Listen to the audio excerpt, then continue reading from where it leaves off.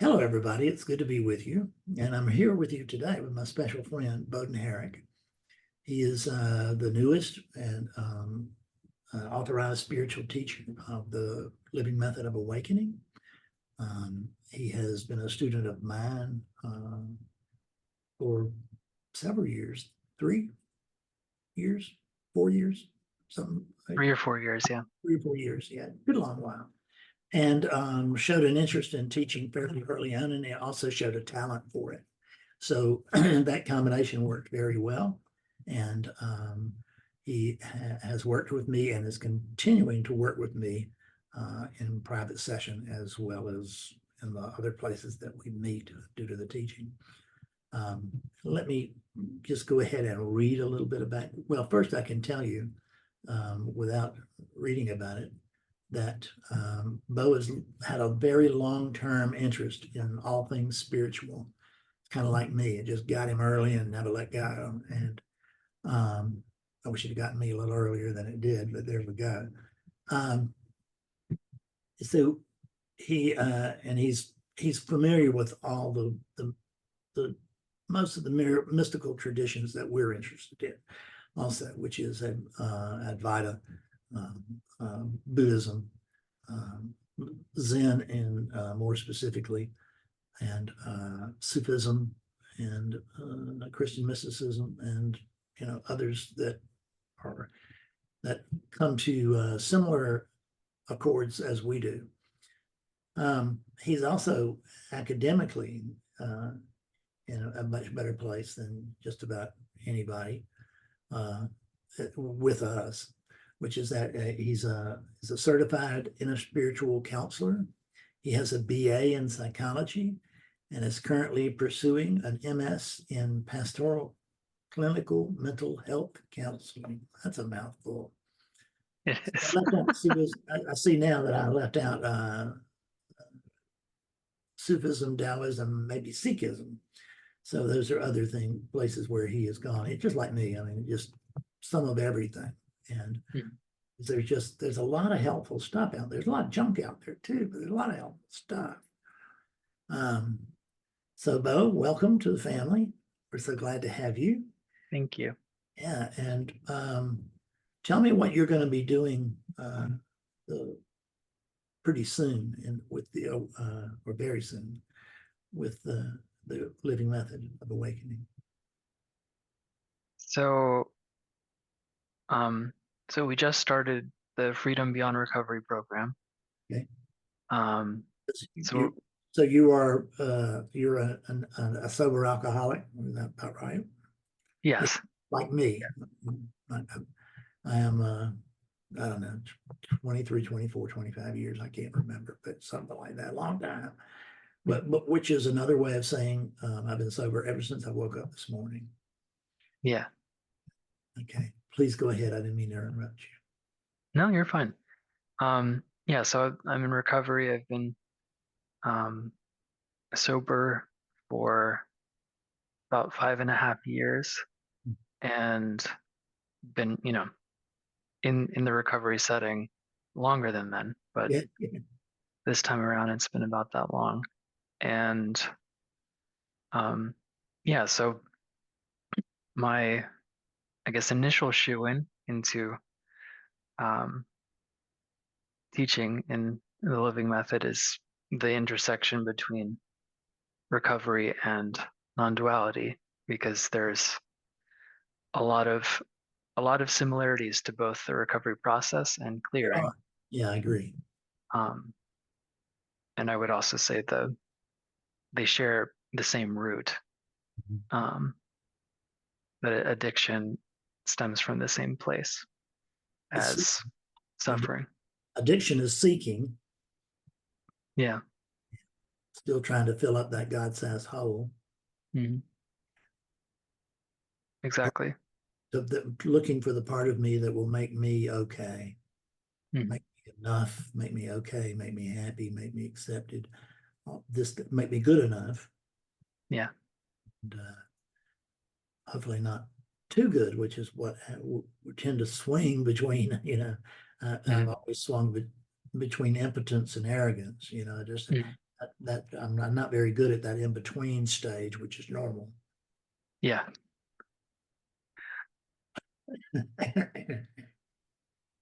I would also, um, I suspect that even normal people struggle with that too. They just don't talk about it as much, or it's not as evident.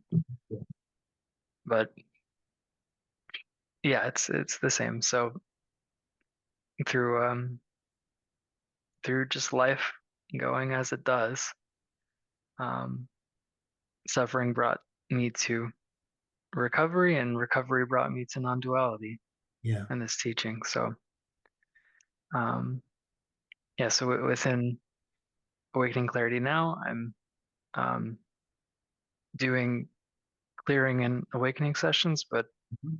also the Freedom Beyond Recovery program, um, and working on a book in the summer. There's Yeah, a lot of exciting stuff happening. yeah, yeah. It's a big time.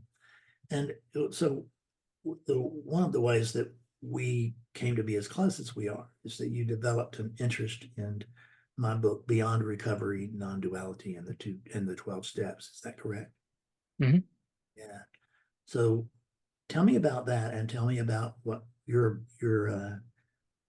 Beyond Recovery meetings that you'll be starting to have, or Freedom Beyond Recovery meetings that you'll be having. So yeah, Freedom Beyond Recovery was the first book of yours that I read, and then very quickly all the rest. But that was my introduction to your teaching, um, and it was just something that I could really relate to, because not only was it addressing um, my experience in recovery with dealing with addiction. Um, I'm I've dealt with alcoholism, drug addiction, codependency, eating disorder, the whole, I've tried every way to get out of self, but always as self, and that was the issue. Yeah, yeah, yeah. I get it. Yeah. That's a tough scramble to get out of. Hmm. Can seem to be, for sure. Yeah. I'm trying to fix the problem with the problem. Yeah, yeah.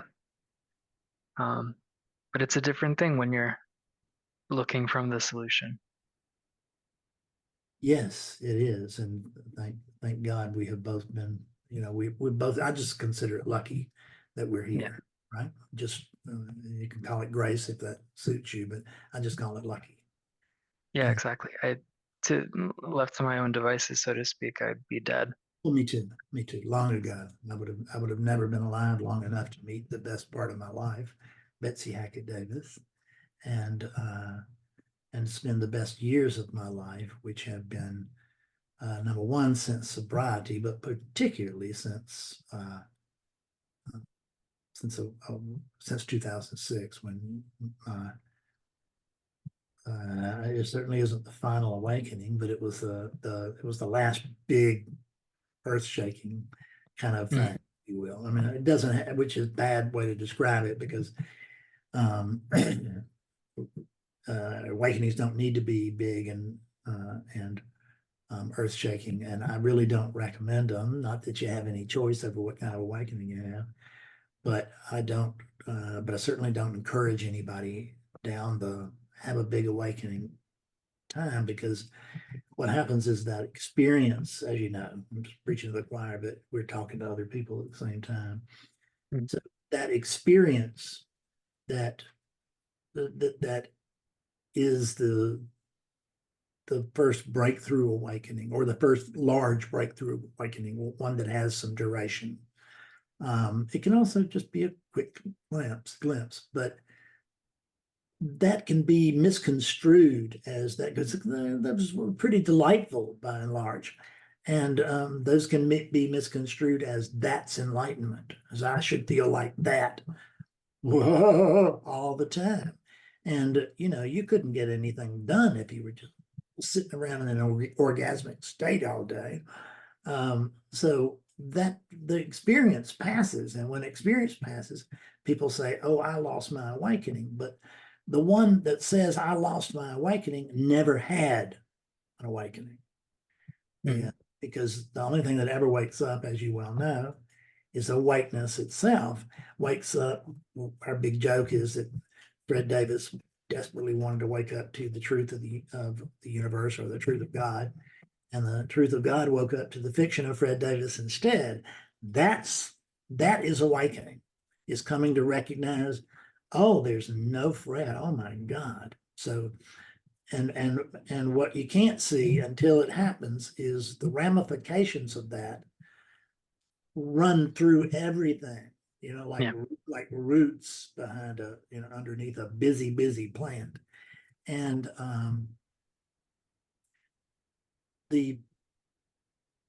what happens after that, which is what you and I are most concerned with right now. I mean, I still do awakening sessions, and I still do, and you do too, and I do skillful means and stuff like that. But about 80% of my time is probably spent on helping people clear, and that clearing is the process after awakening, and I'll go into it in another video soon. But that clearing process, that's what almost nobody experiences, or if so, then not for very long, because the feeling after awakening, we've all been seekers for so long, and finally we saw it. Oh my God, it's real. I see it, and I've got it. Finally, I've got it. That's exactly what I said in 1992. I've got it. And what that is, actually, it's an announcement that I don't got it. If I ever had it, I don't have it anymore. So we misinterpret the awakening event, and then we start making all kinds of projections from there, and none of them are accurate. So our idea is to guide people who are in the process of recovering from being a human being, and just a human being. There's a human being here now, for sure. Yeah. At least within relativity as we know it. But it's not, I can't say that this human being is not me, because I'm all there is, right? There's just oneness, which means that this has to be, and I know that is. So this is oneness talking to oneness.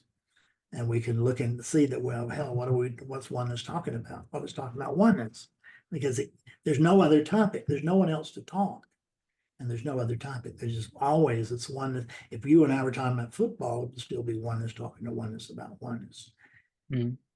So it's the awakening is like a gift. Even if you've worked for it real hard and all that, still when it happens, it's a gift. And what we're talking about is unwrapping the gift, because what we tend to do is we say, thank you so much, and then pull it to our chest, right? And never unwrap it, never see what's really there. That's a great way of putting it. Yeah. Yeah, exactly. So clearing is all about unwrapping the gift, but there's also, we've been conditioned to not open anything. I guess, to extend the analogy, we've been conditioned to not open the gift or look closer at what's here. And so a lot of clearing involves opening the gift and kind of untangling the tendencies towards misidentification. So yeah, that's the bulk of the work, but what a lot we of could say awakening is really, it's this maybe you having some sort of event, if you will. Oh, wow. Or maybe you don't. Maybe I've had people just, oh, that's it. And but one way or the other, it's sort of, we could say it's a misnomer, but we'll call it an event, and then we'll talk about clearing as the process Mhm. behind the event. And addiction is, and that's all up this, that's right up the seeker's lane, because I'm reaching for something else to fix me. I'm reaching for something out here to fix me. And it might be booze or drugs or girls or men, whatever it is. It's just, it doesn't make any difference. Gambling. The list is as long as there is the list is only as long as there are pleasures. So we're constantly trying to get that. And the thing is that I have worked with people I worked with alcoholics who were not sober. I typically don't do that now. I'm not saying I wouldn't, but I'm just saying that it would not be the norm if I were to do so. Because generally speaking, if you're an alcoholic in your cups or a drug addict in your drugs, then this is the wrong way to put it, but I'm just going to say it because everybody will understand sort of what we're talking about, is that it cannot be sustained because the mind is, because what happens with awakening is that the mind gets very clear. And then every time I take a drink, it gets a little stupider. It does that whether I'm awake or not. Yeah, whether I'm awake, alert, awakeness itself or not, whether I think I'm Fred or whether I recognize that I'm consciousness. It's the unit just gets a little stupider every time you pour a drink into it. And you can't sort it out because this is so profound, but at the same time, it's just so incredibly subtle, is it not? Mhm. Yeah, it's very simple and indescribable, and yet the most obvious thing Yeah, there is. yeah. It's really simple once it is, Yeah, but it's a bitch until then. Because I know, because I was yeah. for 24 years, I was an alcoholic for 30, and I guess I'm just, yeah, right about 30, and certainly 25, and that was a haunting. And then somewhere in there, I caught the seeker's flu, if you will. And I think it was because I felt like if I woke up, I wouldn't have to quit drinking. Mhm.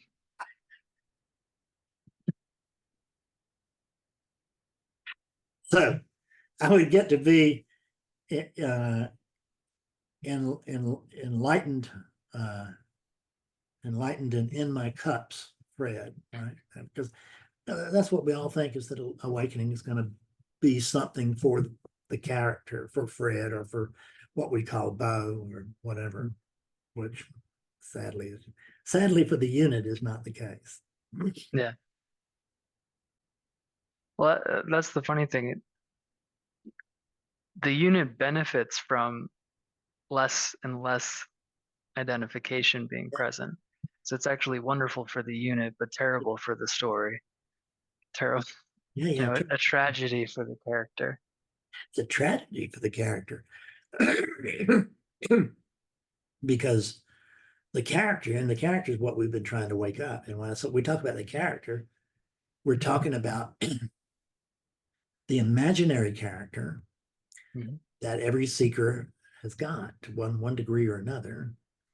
And some folks who are not seekers have them too. I mean, everybody's got one. Just ours tend to be, what we notice is that our characters are in the way. They are in the way of our awakening. So the attributes of the actions of the character are just, they're just prohibitive from our waking up. And so we just can't wait until we can get this thing clean enough or clear enough, or what do I need to do? And the fact is that what can you do to be yourself? Mhm. Right? Well, You can't do anything. You just have to be yourself. Right. But you have to be yourself as awakeness. You have to know, because the character, even as we speak, characters out there are going right now. I don't get what he's saying, or I think I'm on the the track or whatever.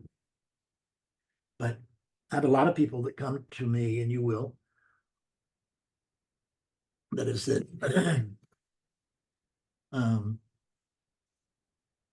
so Fred, I already know, let me just tell you right up front, I already know there's no Fred or there's no Bob.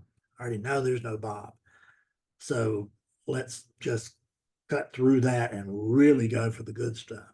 And what they don't know is they will have just bypassed the good stuff in favor of their imagination. Mm. And I will do them a complete disservice if I go along with their delusion.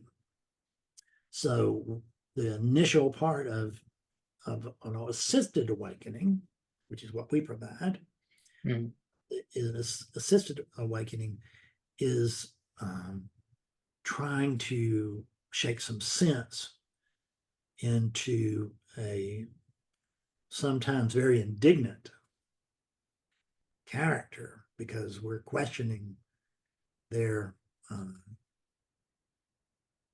spiritual authority or something, whatever. I mean, but they forget that they have just come here to wake up, right? And that they didn't say, I want you to wake me up and here's the way I want it to happen. They do want it to happen in a certain way, but they can't really spell it out because they don't know Yeah. what it is. I do. Now, I only have been there multiple awakenings here, but I've been with, I guess, thousands, a couple of thousand, maybe wrong, but I don't think I'm far off by saying a couple of thousand people when they woke up. And that's just not what you think. And you cannot figure it out. You can't guess that from here. You just can't do it. Can't figure it out. You can't guess, and you can't guess it. And you can certainly don't need a teacher to wake up unless you do. Mm. And but if you do, and I didn't need a teacher to wake up specifically. I mean, I didn't need a hands-on teacher. I was reading spiritual books and videos and everything else for years and years, 24. But I didn't need a hands-on teacher to wake up. Awakening occurred more or less spontaneously in my house when I was there by myself. But I couldn't clear by myself, and I went around in a circle for 3 years. And every time I got to, like I'm looking at your clock right now, and every time I got to like the 9 o'clock part, I would stretch and go, wow, this is great. I'm really making some progress. And then I would go do the same stuff that I had been doing for years and decades. And then when I got to the 3 o'clock part, I would say, wow, I'm really making progress now. I'm closing in. I'm going to wake up any day now. I'm going to wake up very, very soon. I can see that. Well, the problem is that nobody ever woke up soon, because soon is just another word for later. And there's no later in this. Yeah, the funny thing about the clock is that it says now on Yeah, it. So that's it. That's it. it's the It's same always thing. now. Like Yeah, how many times does the hour hand need to yeah, spin in order to get to now? yeah. Right. Exactly. Exactly. Believe it or not, I had a middle school teacher, and she had a clock up on. She had not an enlightened character, but just she could recognize certain things, and her clock, it said the time is now. And we every above the blackboard, everybody had a big clock. She did too. But across, between the 9 and the 3, there was a little bulletin that said the time is now. And that's been 60 years ago. And I remember it. So I guess it had an impression on me, made an impression on me, you know. One of the first seeds. Yeah, you never know. Nobody ever knows. It's just like because the key to clarity is repetition. Repetition is the mother of clarity. We hear it again and again and again. And that's the part that the ego gets so tired of hearing, because I've already know this part. No, if you knew it, you would be awake right now. So you do not know it. You think you know it, and you think because you think you know it, that this is the boring part that you can skip. And listen, when I first read The Power of Now, and the first time I read it, and he would have the little exercises in there, and I looked at those exercises, but I was just trying to get the book, get through the book. Let me get through this book as quick as I can and digest it, and I'll go on to the next one. And so when I got to those exercises, I just always, honestly, I just always thought those exercises were the slow ones, for the slow ones, not for the dim ones. Not for me. Good God, I'm I thought way that above all that. I thought the same thing reading that book. Is that right? Yeah, yeah, yeah, yeah. And so I had to undergo quite a bit more suffering. Yeah. And then I went, this was a year or two later, and I pulled it off the shelf and I read it like I read it like the Bible, so to speak. And I mean, I just really went in and sucked up every word, kind of like I did the AA Big Book. I just really studied it, really sucked it up, studied it, and wow, things changed. I became what it could only be. It was an unhealthy obsession with awakening, meaning that I think it was actually detrimental to the character and the people around the character. But that's just as well, because the character was never there.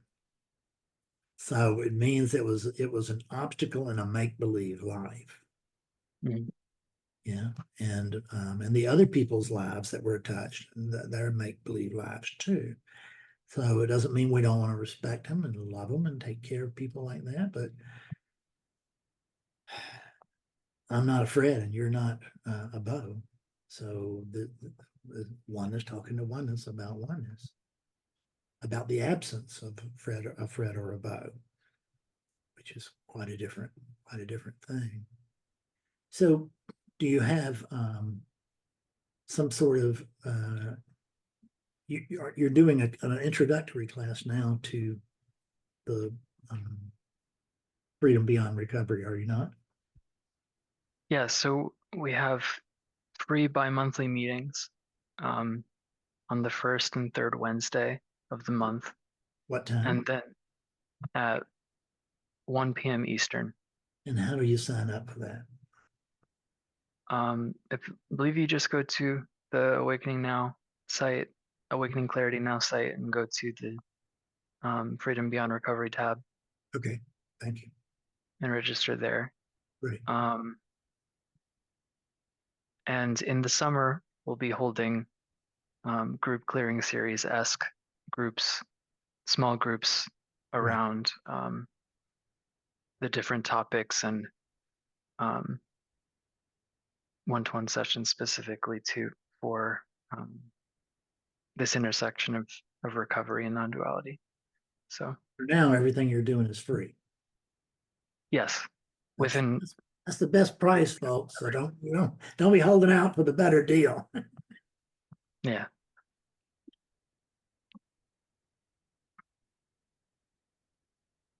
So anything we've not covered that you'd like to cover?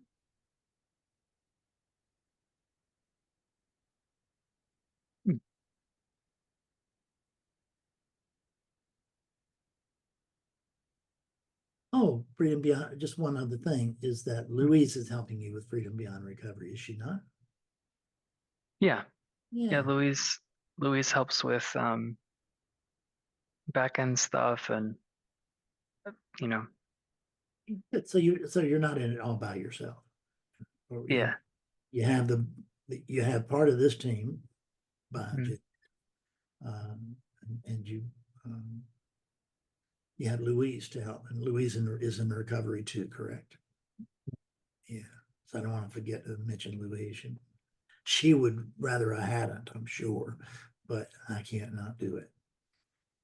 Yeah, Louise has been a huge help Mhm. with all of this, and it also keeps me kind of focus because I have the same kind of issue that Fred does, where I kind of arrive with nothing and I need prompting. So That's it. That's right. Every thought song, I come in, I got nothing. yeah, What, you got questions? Whatever. So with at least with freedom beyond recovery, you'll have a common bond other than just non-duality. yeah. So the just to say, um, as a description of what freedom beyond recovery is about. So freedom beyond recovery is the um, program based around Fred's book Beyond Recovery, um, but it's really using the addictive tendencies that we have as humans and people in recovery um, as doorways into looking closer at the primary addiction of addiction to believing that we're a self. So um, it's not a program for getting sober or getting into recovery. The assumption is that you already have some experience there. Because I'm not qualified to provide that kind of service. What I am qualified to is help using my experience into looking closer at this primary addiction of um, believing that we're a self and believing in separation, Yeah. dependency on thought. So um, that's what I'm qualified for, and I'll stick to that. Um, But it's actually uh, penetration of that idea where it ceases to become just an idea and it becomes a living reality. yeah, Uh, that that's really at the core of all addiction. mhm, Is that I'm trying because I'm just all I'm trying to do is just fix me. yeah, Right. I drank in order to try to get well. And mhm, that became literal in the latter days when I was drinking and I was just sick and screwed up. But even in the early days, I know that when I drank it made me better than well. It made me because I was always charming um, and was very confident. And when I was drinking, it decreased my self confidence because it increased the ego. And I thought I was better looking, had more money, and was more important than I really was whenever I was drinking. And so sort of false confidence rang in. And seeing through all this, it's freeing. It changes lives dramatically, even from, I'm just going to say this, if you're in recovery and you're happy and you want to stay right there, stay right there. What we're talking about is something for people who have an itch, who have found that recovery might be a little circular for them. That we're never throwing eggs at hey, it saved my life and Betsy's and yours and Louise's and lots of other people that we know. But we can beyond recovery, non-duality in the 12 steps was an attempt to sort of rectify that the union of those things was to bring about a union and so that I could introduce those in recovery to non-duality and I could introduce those in non-duality who had problems to 12-step meetings, which is one way of getting better, not the only way, but it's one way. But if you're in non-duality and you think that this is a replacement for your will probably end up being a replacement for your drug of choice, I wouldn't hang many hats on those nails. I just really wouldn't.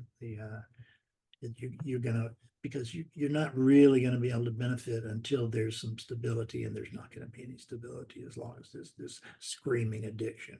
Yeah. yeah, yeah, definitely. But also at the same time, with if someone is pursuing recovery in a conventional setting, it's a lot more effective, I found in my experience, when your starting point is from wholeness and not from someone that's deficient Yeah. and Yeah. The you know, deficient. needs to repent and like, Yeah. And be good now. And, yeah, you know, live in the shadow of your foul deeds from, you know, whatever. It's, we want to, this allows us literally to start anew, because I had 52 years of one lifetime, and or 53 it must have been, I guess, and I've had 18 years, something like that. I can't remember the dates, but 17 or 18 years of um, a completely different, lighter, more beautiful, more enjoyable, more fruitful uh, experience. And I now have, you know, just to put it out there for those who don't know, I was in 1998, I was living as a bum in a park in Portland, Oregon, and I was just washed out. I was at the end of my rope and the end of my life. That's what I saw it as, and I figured that I would be dead pretty soon, and but I wasn't going to do anything to hasten that along, other than drink myself to death, and it seems impossible to go from that part to here with a, you know, with a pretty large teaching, and a pretty important teaching, and friends all over the world. And how does that happen? How can that be? I get email almost every day from people who are saying, you know, this has helped me so much. And it all started with, really, it started with me getting sober, which sort of started in that part. The end of the beginning was that part. mhm. It was just too painful. And now this. And now my friend Bo and I are going through life. And, you know, in the big book, they talk about a new dimension, and this is it. Yeah, yeah, definitely. Thank you, Bo. I think that about wraps us up. Yeah, thanks, Fred. Yeah, I'm so Thank you, grateful everyone. for you for being here, and thank you for stepping up and having the courage to be a teacher. It's not easy. It's not an easy path. It's not easy to get where you are, and it's very difficult to get where you are, even if you are not teaching. It's very difficult to clear effectively, but it can be done, and we do it all the time. And Betsy and I sit around after every meeting that we hear, or every satsang that I'm in, or whatever, and we will have heard somebody really give some kind of standout little blah, blah, blah, blah, you know, and I see this and I see whatever, and Betsy will look at him and saying, "Look at him! I mean, how much did he change?" Because these Mhm, were sad and miserable people. They really mhm, were, and they were self-destructive, and they were hurting themselves. They were hurting their families. They were crushed because they couldn't wake up, and they knew they should be able to, or they woke up and they can't keep it, and that's because they never woke up, but they don't know that until they do. yeah, And this thing is like falling off a log once you know how to fall off a log, but when your feet are glued to the damn log, yeah, it's pretty difficult. That's the way it was. yeah. Thank you so very much. I love you. Thank you. Bye for Love now. you too. Thank you. Bye, everybody. Appreciate your patience.